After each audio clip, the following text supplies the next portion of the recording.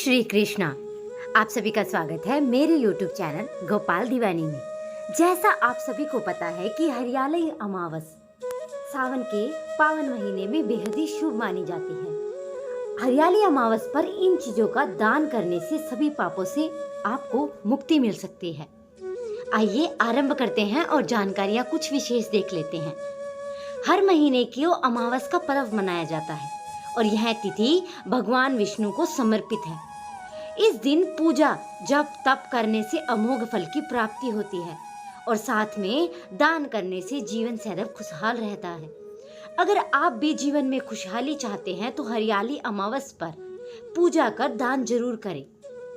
लेकिन सावन के महीने में हरियाली अमावस मनाई जाती है और यह महीना देवों के देव महादेव को अत्यधिक प्रिय है।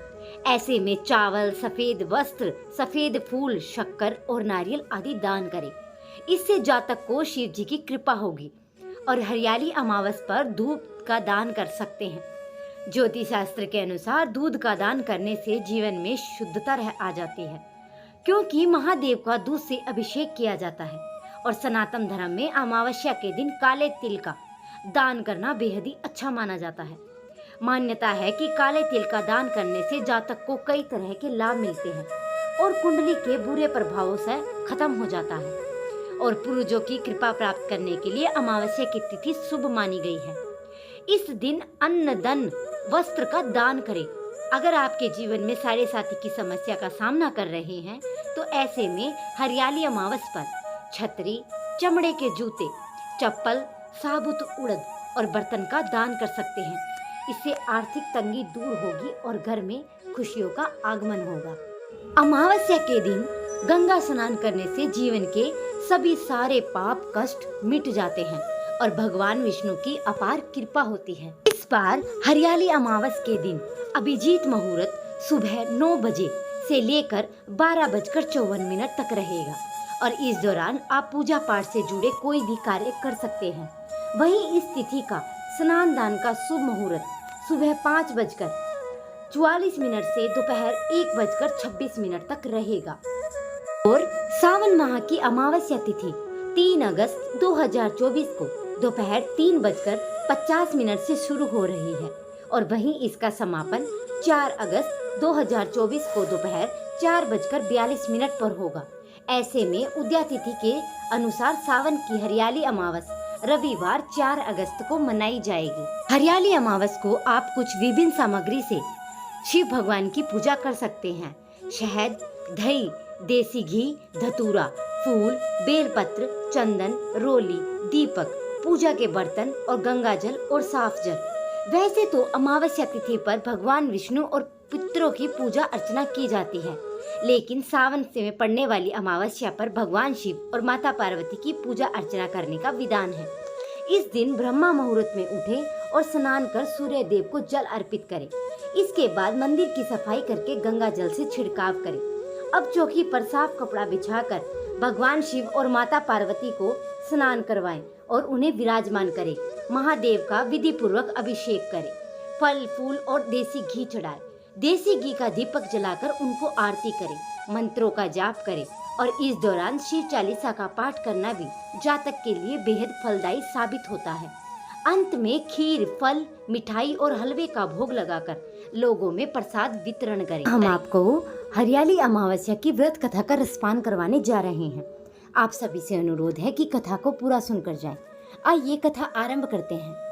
हरियाली अमावस की कथा के अनुसार कहा जाता है कि एक राजा की बहू ने एक दिन मिठाई चोरी करके खा ली और नाम एक चूहे का ले दिया। यह बात जानकर चूहे को क्रोध आया और उसने तय किया कि एक दिन राजा के सामने सच लेकर ही आऊंगा। फिर एक दिन राजा के यहाँ बहुत सारे अतिथि पधारे और राजा के अतिथि कक्ष में सो गए।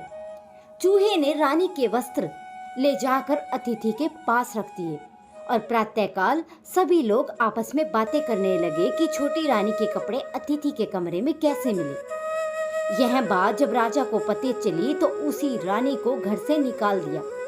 रानी प्रतिदिन संध्या को दिया जलाती और जवार बोती और पूजा अर्चना करके गुड़दानी का प्रसाद बांटती थी। एक दिन राजा शिकार करने उधर से निकले तो राजा की नजर रानी पर पड़ी। तभी राजा ने महल में आकर कहा कि आज तो वृक्ष के नीचे कोई चमत्कारी चीज है। अपने झाड़ के ऊपर जाकर देखा तो दिए आपस में बातें कर रहे थे कि आज किसने क्या खाया और कौन क्या है। उनमें से एक दिया बोला कि आपके मेरे जान पहचान के अलावा कोई भी नहीं है। आपने तो मेरी पूजा भी नहीं की और भोग भी न लगाया। और बाकी के सब दिए बोले कि ऐसी क्या बात हुई। तब दिया बोला कि मैं राजा के घर का हूँ। उस राजा की एक बहू थी, उसने एक बार मिठाई चोरी करके खा ली और नाम चूहे का ले दिया। जब चूहे को क्रोध आया तो रानी के कपड़े अतिथि के कमरे में रख दिए और राजा ने रानी को घर से निकाल दिया। वो रोज मेरी पूजा करती है, भोग लगाती है और उसने रानी को आशीर्वाद दिया है कि कहा सुखी रहे।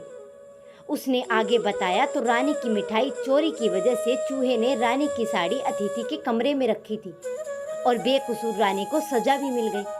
फिर सब लोग पेड़ से उतरकर घर आए और कहा कि रानी का कोई दोष नहीं था। यह सुनकर राजा ने रानी को घर बुलाया और फिर वे सुखपूर्वक रहने लगे। तो ये थी अमावस के बारे में कुछ जानकारियाँ और अमावस्या व्रत कथा। आशा करती हूँ कि आप सभी को कथा पसंद आई हो। अगर आप सभी को वीडियो पसंद आई है तो मेरे चैनल को सब्सक्राइब कर लीजिए, वीडियो को लाइक कर दीजिए और शेयर करना ना भूलिए।